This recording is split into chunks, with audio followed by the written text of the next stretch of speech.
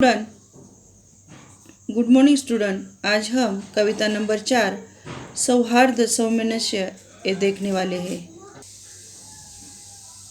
उसके कवि हैं जहीर कुरैशी। अभी हम पाठ परिचय देखेंगे। जन्म 1950 में गुना मध्य प्रदेश में। परिचय। आपकी रचनाएं अंग्रेजी, गुजराती, मराठी, पंजाबी आदि भाषाओं में अनुदित हो चुकी है। आपको इनकॉर्पोरेटेड सम्मान, गोपाल सिंह नेपाली सम्मान प्राप्त हुए। अभी उनकी प्रमुख कृतियाँ: एक टुकड़ा धूप, लेखनी के स्वप्न, चांदनी का दुख, भीड़ में सबसे अलग, पेड़ तनकर भी नहीं टूटा, गजल आदि। पद्य संबंधी में प्रस्तुत दोहे में जहीर कुरैशी जी ने छोटे बड़े के भेद मिटाने, नफरत, स्वार्थ आदि छोड़ने के लिए प्रेरित किया है। आपका मानना है कि अनेकता में एकता ही अपने देश की शान है, अतः हमें मिलजुल कर रहना चाहिए। कुरैशी जी को इस दोहे द्वारा ये बताना है कि जिसमें दो पंक्तियों में गहरी बात कह दी जाती है उसे दोहा कहते हैं।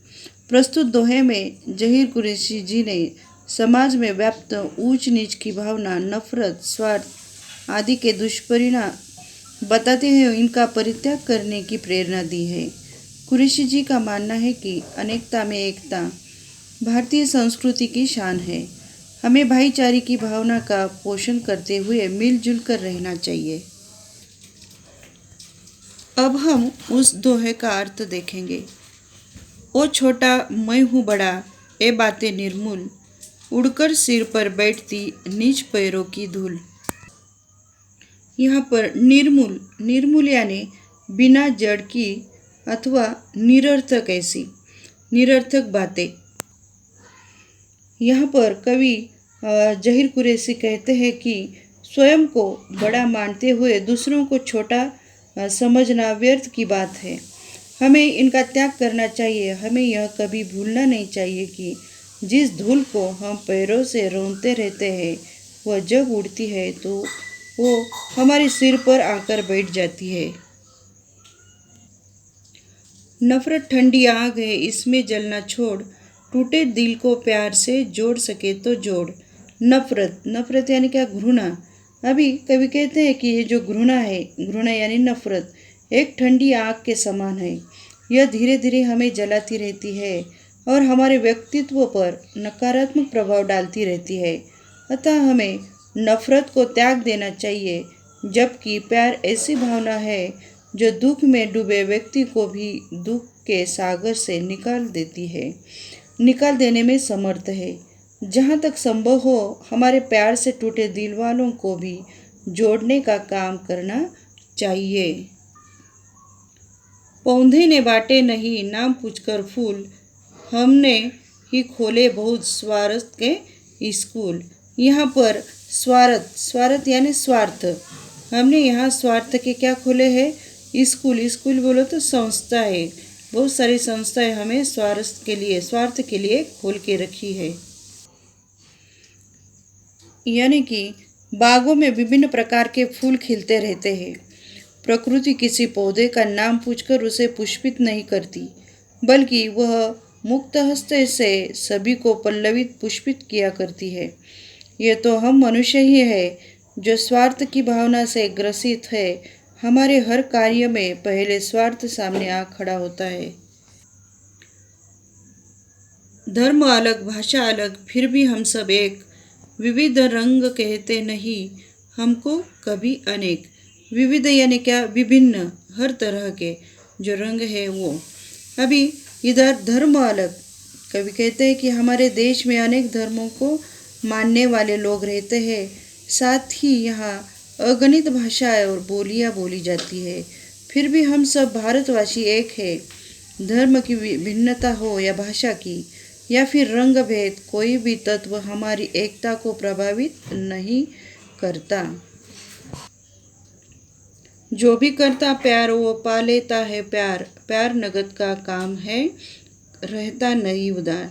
यहाँ कवि कहते हैं कि ये जो प्यार है, प्यार ये भावना है जिसका बदला प्यार से ही मिलता है, अर्थात जिसमें हम प्यार से व्यवहार करते हैं, प्रत्युत्तर में वह हमें प्यार ही देता है।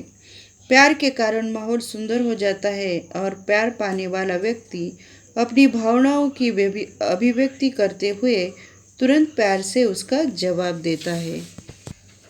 जर्रे जर्रे में खुदा, कण कण में भगवान, लेकिन जर्रे को कभी अलग न कण से मान। अब एक जर्रे जर्रे, जर्रा यानी क्या, तो अत्यंत छोटा ऐसा कण, और मान, मान यानी मानो।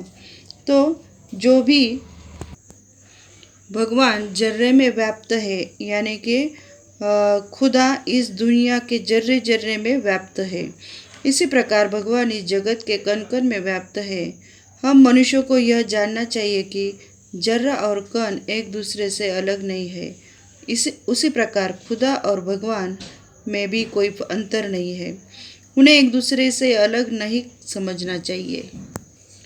इसलिए हम प्यार की करते साथ संभार, नफरत से नफरत, बड़े प्यार से प्यार। यहाँ पर संभार यानी सुरक्षित।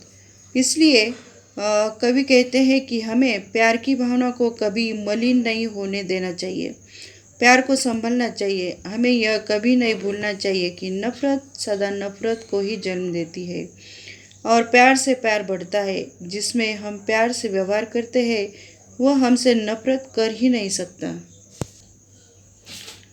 भांति भांति के फूल है फल बगिया की शान, फल बगिया लगती रही मुझको हिंदुस्तान। यहाँ पर शान यानी क्या, तो शोभा। कवि कहते हैं कि विद्यमान बगीचा में विविध भांति के फल और फूल उसकी शोभा बढ़ाते हैं।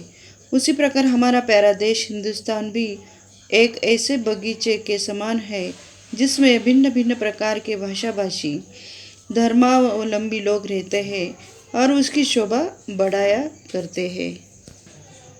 हम सब जिसके नाम पर लड़ते हैं हर बार, उसने सपने में कहा लड़ना है बेकार। कवि कहते हैं कि हम जिस भगवान के नाम पर बार बार आपस में लगड़ते झगड़ते हैं, उसी भगवान का कहना है कि यह लड़ाई व्यर्थ है। इस लड़ाई में हानि ही हानि है, प्राप्त कुछ भी नहीं हो सकता। अतः हमें धर्म के नाम पर लड़ना बंद कर देना चाहिए।